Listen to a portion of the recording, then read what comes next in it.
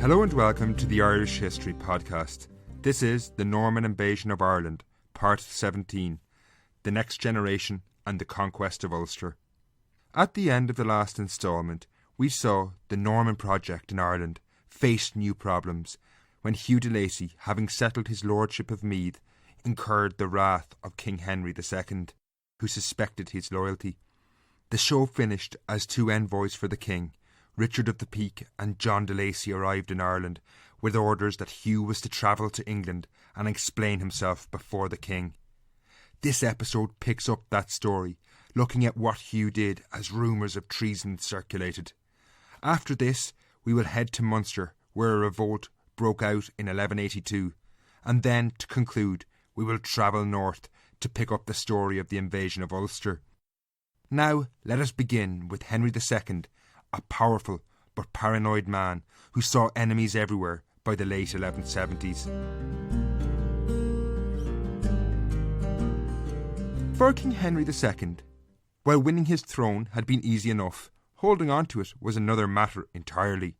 Throughout his kingdom, he faced many scheming barons and nobles who wouldn't think twice about revolting against him if the opportunity presented itself. To make matters worse, he also had to contend with rival kings, William the Lion, the King of Scotland, and Louis VII, the King of France. Indeed, in 1173 to 1174, Henry had not only faced upstart nobles and rival kings, but also his own sons who went to war against him. Unsurprisingly, this left him a somewhat paranoid and suspicious man who saw enemies often where there were none. In 1181, Henry's suspicious eyes began to focus on his representative in Ireland, the Norman lord Hugh de Lacy. Ireland in general had been an immense headache for Henry II. Situated on the edge of Europe, the early years of the invasion had attracted mercenaries and soldiers of fortune from across his realm to Ireland. While in many respects it was good to be rid of such people, he now faced the problem that these natural schemers and plotters were all in the one territory, far from his reach across the Irish Sea.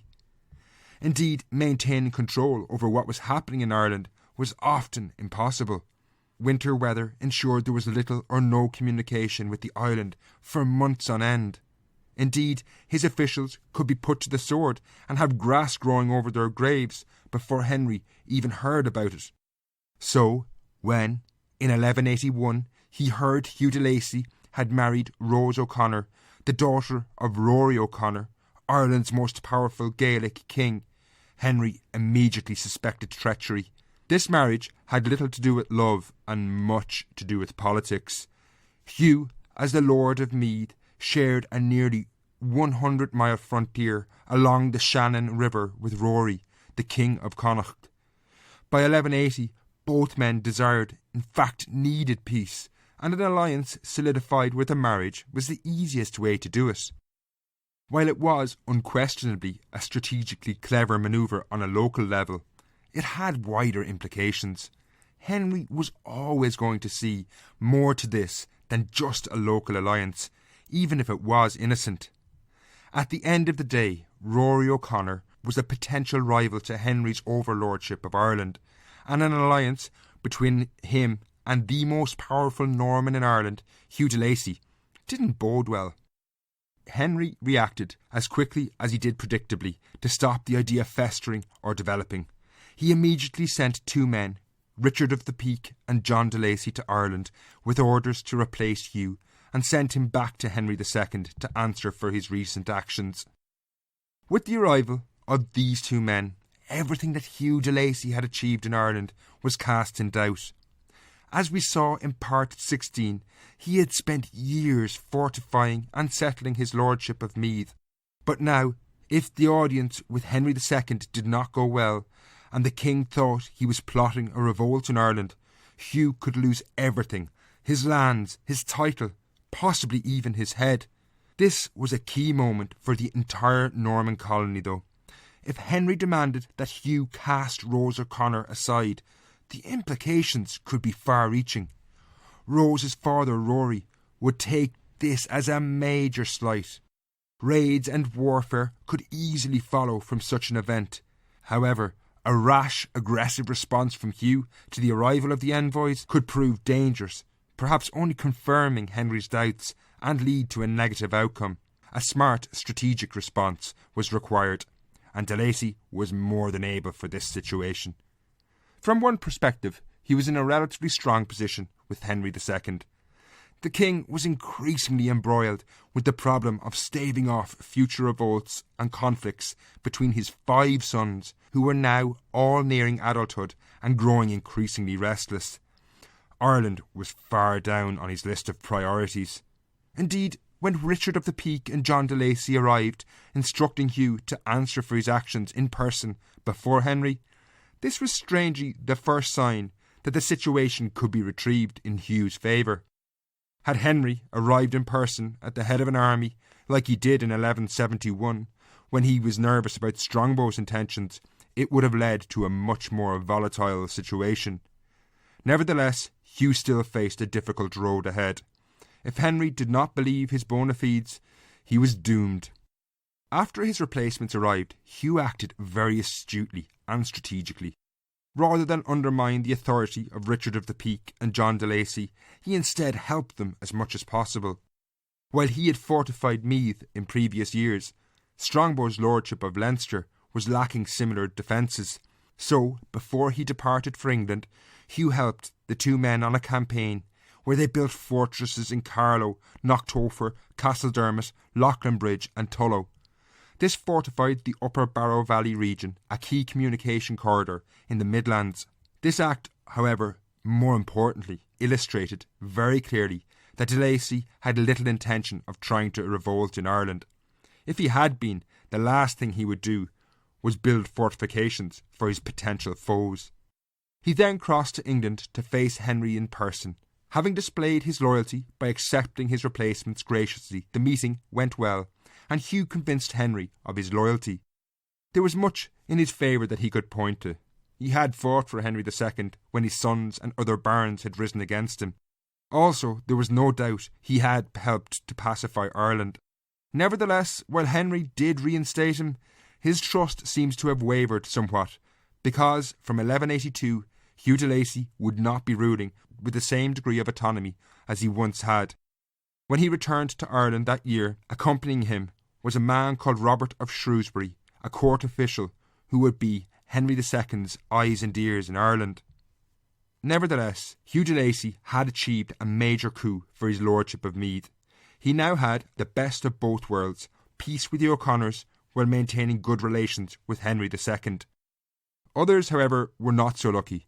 Indeed, in Munster, the Normans were facing a major revolt just as Hugh returned.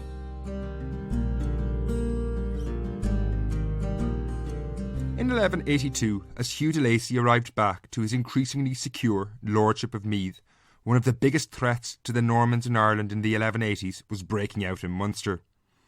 In 1177, Robert Fitzstephen and Milo de Cogan had been granted the kingdom of Desmond in South Munster.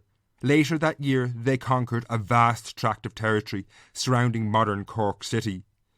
The manner in which they took this was through sheer overawing of the native Gaelic Irish. There was almost no violence in the initial campaign, as de Cogan and Fitzstephen arrived in the kingdom at the head of a large army. While this allowed for an easy takeover, they had not vanquished their enemies in these new territories, and resentment against the invasion was never far from the surface.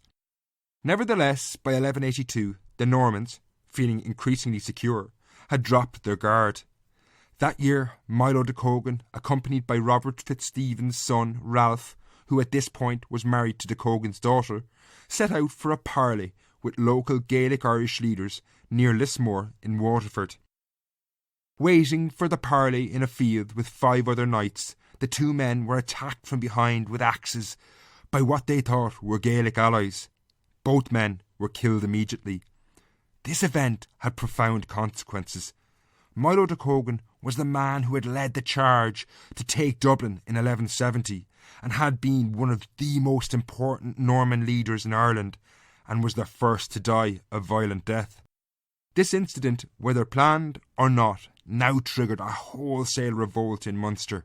Diarmuid MacCarthy, the King of Desmond, whose power had been massively undermined by the Normans, attacked Robert Fitzstephen, who was in Cork. Robert, who had now lost both his sons, the other Meredith had died in 1177, was perhaps the last man Diarmuid wanted to face in a siege. Not only had he spent 3 years in prison before coming to Ireland, but he had been besieged at Wexford in 1171 as well. He wouldn't be rattled easily. Steeled by these experiences, Fitzstephen knew he just had to hang on for a few weeks until reinforcements arrived. It was not long before allies across Norman Ireland began to mobilise to come to his aid. Raymond le Gros, his nephew and undoubtedly the best soldier in Ireland, was already putting a relieving army together in Waterford. He did not want to risk an overland attack which would have taken him through 80 or so miles of rebel territory. Instead, he fitted out a fleet, sailed down the coast to Cork with 120 soldiers, including 20 knights. Raymond, a warrior of renown, was both a stealing influence on the Normans and no doubt had an equally terrifying impact on the Gaelic Irish.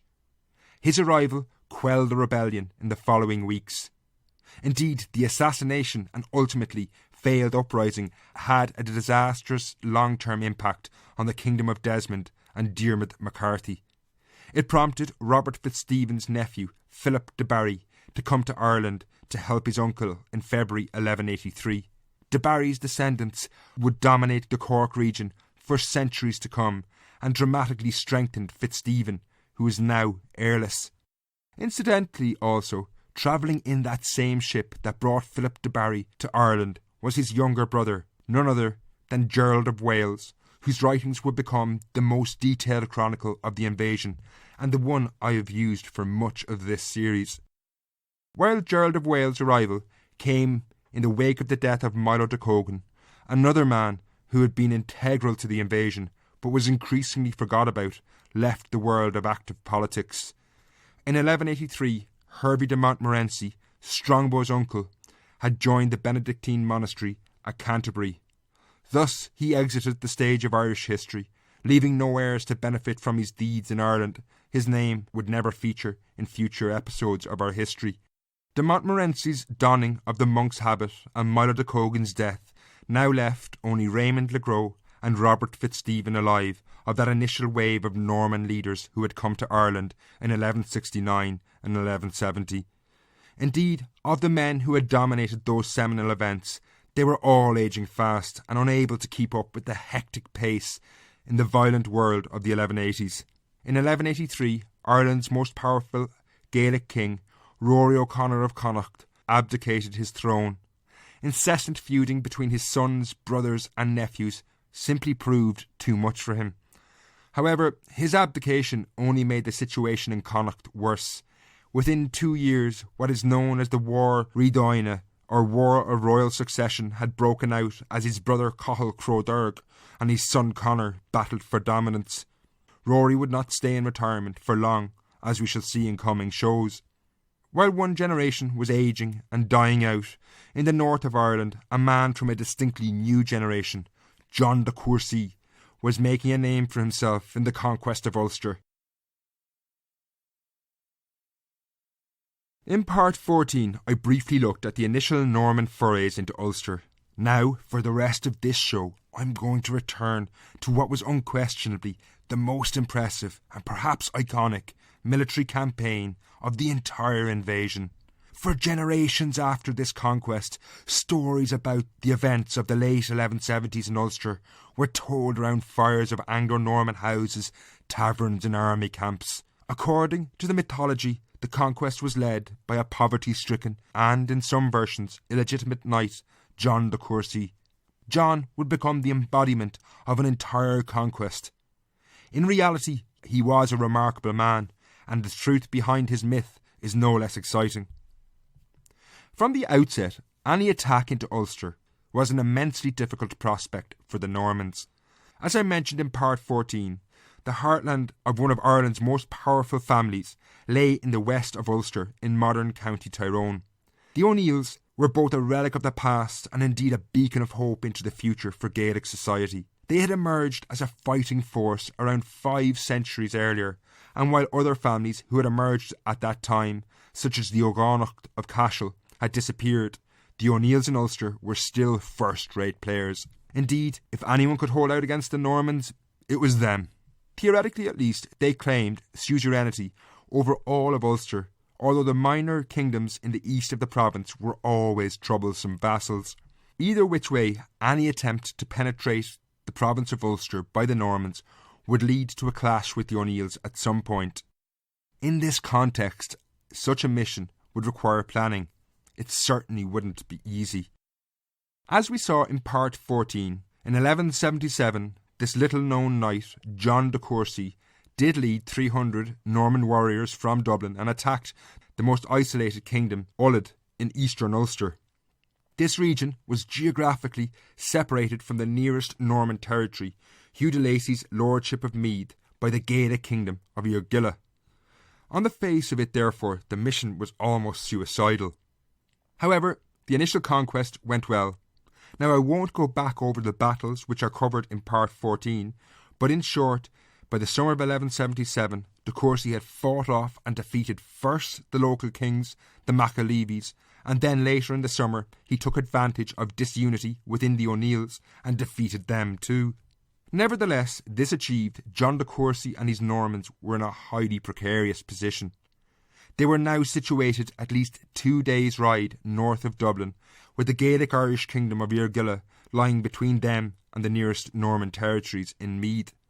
In 1178, things did not go well for this seemingly isolated force. De Courcy launched a raid towards the northeast coast, where, according to the annals of the Four Masters, they committed great depredations. At this point, what the Normans were seeking to do was dominate the entire area of Ulster east of the River Bann. However, this situation quickly turned against the Normans on this raid when the local Gaelic Irish counter-attacked. Here, Gerald of Wales, the near-contemporary chronicler, takes up the story. After severe fighting, fraught with anxiety due to the narrowness of the pass, John de Courcy's party suffered a heavy defeat that scarcely 11 knights remained by his side, while some of the remainder were killed and scattered about the woods. Indeed, as Gerald goes on to tell us, de Courcy himself was lucky to escape, and I'm quoting Gerald again here. A tiny number of his followers fought their way through to his castle, despite the fact that they had to cover a distance of 30 miles, over which they continually had to defend themselves against a force without their horses, which had all been lost, wearing their armour, on foot, and having had nothing to eat for 2 days and nights.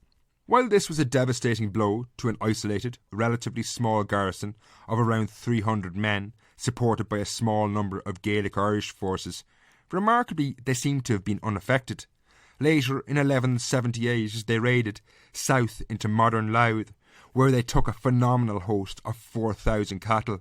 However, unable to move swiftly, the local king of the region, Murchad O'Carroll, led a counter-attack during which de Courcy and his forces suffered more heavy losses in a hard-fought battle on the shores of Carlingford Lough. By this point, the Normans, you would imagine, would have been unable to hang on, but hang on they did, and the myth of de Courcy began to take shape. Indeed, after these catastrophic defeats of 1178, all conflict with the local Gaelic Irish east of the Bann appears to have ceased. The Normans emerged as undisputed masters of the region. They had built a series of strong points along the coast, and soon they were launching raids into surrounding Gaelic territory with the support of the Gaelic Irish they now dominated.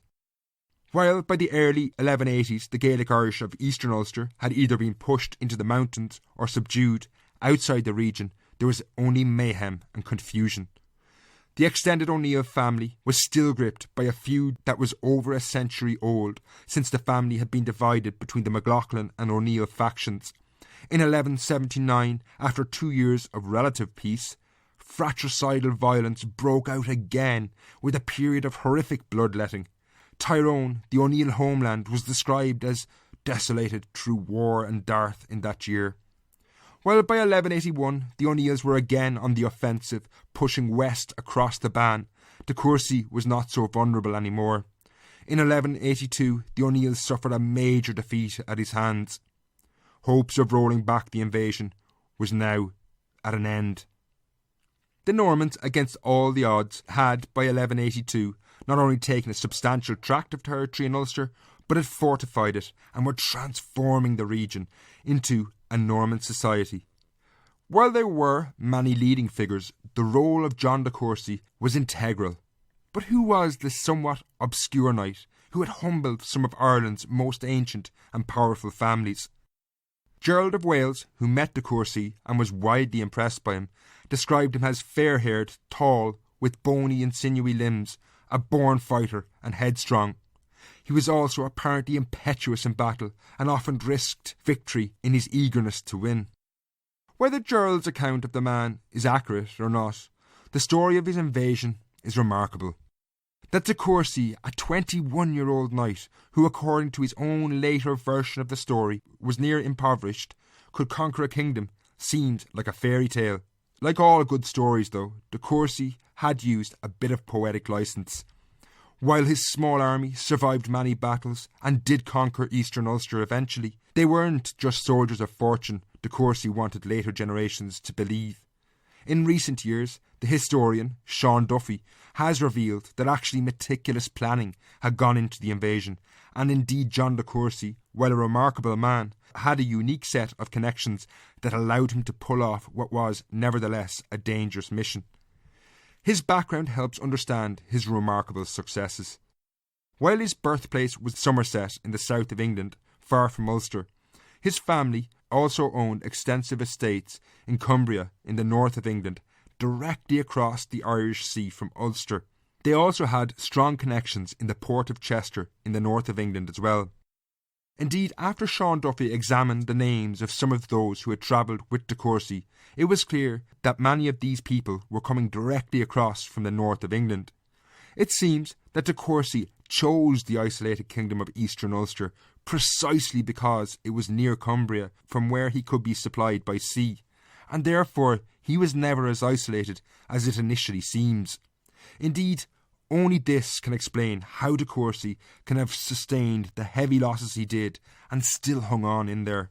His family possessions in the north of England would also, and perhaps equally importantly, have given him a unique insight into understanding Gaelic Ulster and the wider region. Given waterways were the motorways of the medieval world, the de Courcy family in northwestern England would have had strong connections from Scotland around the northern Irish Sea to Ireland and, crucially, the Isle of Man in between. Therefore, the fact that eastern Ulster was the weak spot in the wider O'Neill zone of influence would have been well known to them. In the coming years after his initial invasion, his knowledge of Ulster and the wider area was used by de Courcy to undermine the O'Neill connections throughout the region. The biggest threat for John de Courcy was his sea route to northern England and a fear that this could be cut off. Key to this route was the Isle of Man, situated directly between England and Ulster, and its king, Godred Olafsson. That Godred would attack John was a distinct possibility. He was, after all, married to a woman called Fingola, from one of the leading families in the O'Neill clan. However, given their long history and knowledge of the reason, the de Courcys were well aware of this, and in 1180, John undermined this alliance when he successfully arranged his own marriage not to a Norman heiress, but instead to Godred's daughter, Africa. This alliance with the King of the Isle of Man not only guaranteed John sea routes to his family lands in northern England, but it also froze the O'Neills out of the region. To entrench himself further, John de Courcy embraced the traditions of Ulster. Rather than introduce saints from England for veneration, he heavily promoted St. Patrick and also the religious authority of the old Irish monastic town of Armagh. Using his prior knowledge, by 1185, he had unquestionably made himself not only a major player in Ulster, but in Norman Ireland. While his invasion had begun in 1177 without much legal standing or royal permission, like so much else of what was happening in Ireland at the time, action was dictating what was legal and what was not.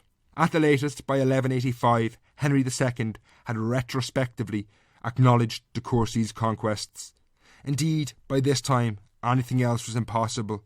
John had made himself into a hugely popular figure, built on his own myths about his deeds and conquests. He had a long future ahead of himself in Norman Ireland. It is there I'm going to leave this episode, but join me next time when Henry II's notorious son, Prince John, a man infamous in later centuries given his role in the Robin Hood myth, arrived in Ireland. Don't forget, if you're interested in those upcoming tours, contact me at history@irishhistorypodcast.ie. Until then, slán.